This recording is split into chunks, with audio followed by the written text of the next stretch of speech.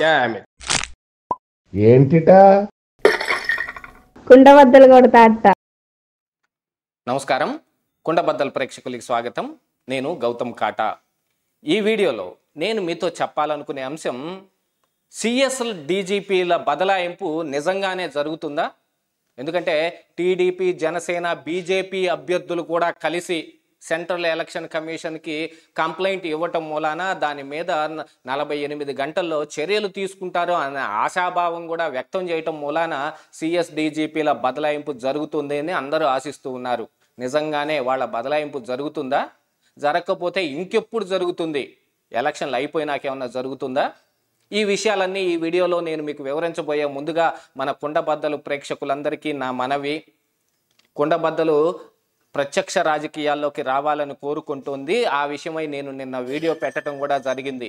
ఎవరైనా సరే నాకు సపోర్ట్ చేయదలుచుకుంటే ఈ కింద కనిపిస్తున్న ఫోన్పే, జీపే, ఎస్బీఐ అకౌంట్ నెంబర్లకు గాను, లేదు డిస్క్రిప్షన్లో ఉన్న ఫోన్పే, జీపే అకౌంట్ నెంబర్లకు గాను మీ వంతు సాయాన్ని అందించి కుండబద్దలు ప్రత్యక్ష రాజకీయాల్లో ఖచ్చితంగా నిలబడి తీరాలి అనే ఆశాభావం ఉన్న వాళ్ళు ఎవరైనా సరే నాకు సపోర్ట్ చేయండి.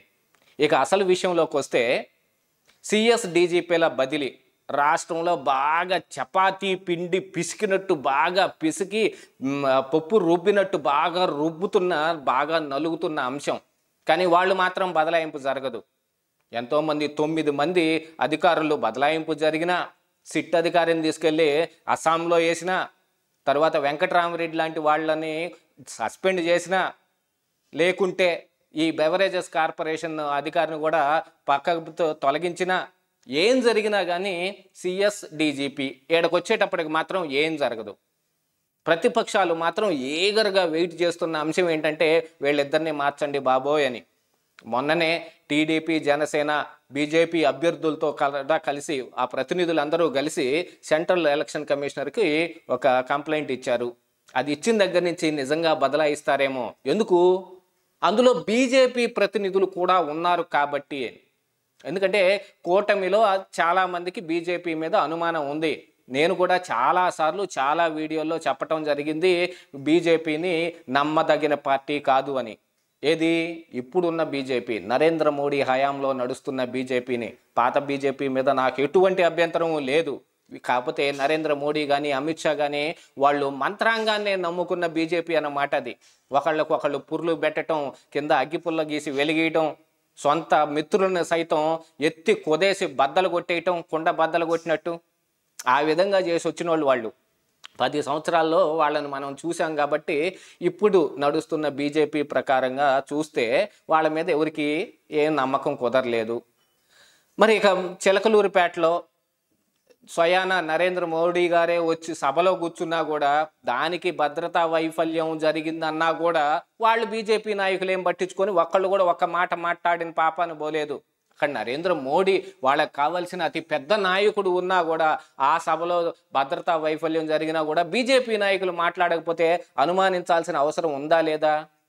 అలాగనే నరేంద్ర మోడీ కూడా జగన్మోహన్ రెడ్డిని ఒక్క మాట కూడా కనీసం అనకుండా ఆంధ్రప్రదేశ్ రాష్ట్రం దాటి వెళ్ళిపోతే అనాల్సిన అవసరం ఉందా లేదా? వాళ్ళ అందరినీ అనుమానించాల్సిన అవసరం ఉందా లేదా? కానీ ఇక్కడ మరొక వాదన ఒకటి తెర మీదకి రావటం జరిగింది. మరి బీజేపీ, టీడీపీ, జనసేన కూటమితో ఎందుకు జట్టు కట్టింది అని అంటే, ఆంధ్రప్రదేశ్ రాష్ట్రంలో జగన్మోహన్ రెడ్డి పలు విధాలుగా ఆయనకు ఉన్న వ్యతిరేకతను మొత్తం ఆయన మూట కట్టుకోవటం జరిగింది. ఆయన మీద ఉన్న వ్యతిరేకతను ఓటు రూపంలో ఒకంత టీడీపీ పొందే అవకాశం కల్పిస్తోంది. దానికి జనసేన కూడా తోడైతే వాళ్ళు కూడా బలంగా నిలబడతారు అని అనుకుంటే, మరి బీజేపీకి అసలు ఓట్లు, సీట్లు ఏమీ లేవు ఇక్కడ. ఆ బీజేపీ వాళ్ళు కావాలంటే జగన్మోహన్ రెడ్డికి కూడా ఓటు వేయగలిగినంత సమర్థులు. మనం ఇంత ముందే చూసాం. సోము వీర్రాజు కానీ, జీవీఎల్ నరసింహారావు కానీ, ఇక చెప్పు దెబ్బలు తిన్న విష్ణువర్ధన్ రెడ్డి కానీ, వీళ్ళందరూ జగన్మోహన్ రెడ్డి కోసమే బీజేపీలో అనేక ప్రయత్నాలు చేస్తూ ఉంటారు. రఘురామకృష్ణరాజు సీటు విషయంలో కూడా అందరికీ ప్రస్ఫుటంగా అర్థమైపోయింది, జగన్మోహన్ రెడ్డి ఆడించినట్టల్లానే బీజేపీ ఆడుతూ ఉంది అని. చివరికి రఘురామకృష్ణరాజు ఉండిలోంచి తెలుగుదేశం పార్టీ అభ్యర్థిగా పోటీ చేయబోతున్నాడనే వార్తలు బయటకు వస్తున్నాయి. అది ఆయన నామినేషన్ వేసే లోపు తేలిపోతుంది. సరిక బీజేపీ విషయానికి వస్తే, బీజేపీ మూలంగానే ఈ సిఎస్ డీజీపీల బదలాయింపు జరగడం లేదు. మళ్ళీ ఇక్కడ తిరిగి తిరిగి అందరూ కింద కామెంట్లు పెట్టొచ్చు కూడా, కూటమికి నువ్వు నష్టం చేస్తున్నావు, కూటమి ఈ వీడియోల వల్ల కూటమికి ఎంత భారంగా తయారైంది అని. కూటమి ఓడిపోవాలని ఏ కోశానా నాకు లేదు. టీడీపీ, జనసేన, బీజేపీలో కూటమి గెలిచినా కూడా నాకేం అభ్యంతరం లేదు. కానీ జరుగుతున్న విషయాన్ని చెప్పటం నా యొక్క బాధ్యత. మీతో ఉన్న మీ మిత్రుడు మీ కింద ఏమి పురులు పెడుతున్నాడో మీరు తెలుసుకోవాల్సిన అవసరం ఉంది. మీకు కనిపించకపోతే మేము చెప్పాల్సిన అవసరం ఉంది. అది ప్రజల దాకా చేరవేయాల్సిన అవసరం ఉంది. వీటన్నిటి కోసమే ఈ వీడియోలు పెడతాం తప్ప బీజేపీ మీద ప్రత్యేకమైన ద్వేషాలు మాకేమీ ఉండవు. నరేంద్ర మోడీ మీద కూడా మాకేం లేదు. ఎందుకంటే ఆయన నల్ల డబ్బు మొత్తం తీసుకొచ్చి జన్ధన్ ఖాతాలు ఓపెన్ చేసుకోండి, అందరికీ 10 లక్షలు కుదిరిన కాడికి నేను ఖాతాలో వేస్తానంటే నా ఖాతాలో ఏం పడలేదని నాకేం బాధ లేదు. నా ఖాతాలోనే కాదు, ఎవరి ఖాతాలోనూ పడలేదు. ఆ బాధ ఎవరికీ లేదు.